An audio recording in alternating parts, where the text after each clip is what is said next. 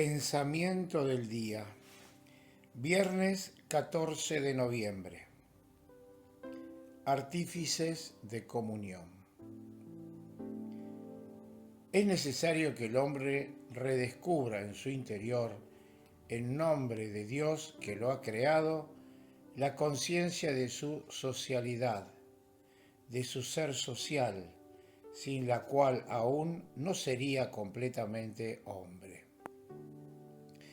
Según la Biblia, otro elemento constitutivo, además de la comunión con Dios y de la vocación a procurarse el sustento y a trabajar, es la socialidad, es decir, la comunión con los demás hombres.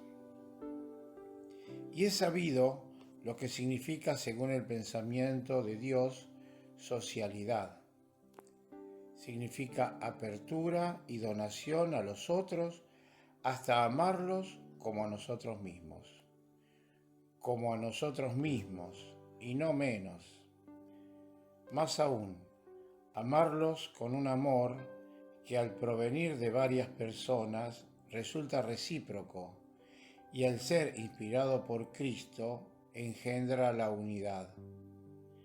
Aquí cobra sentido el acento que hemos puesto en la necesidad de caminar juntos en la vida, siendo un solo corazón y una sola alma. Chiara Lubich.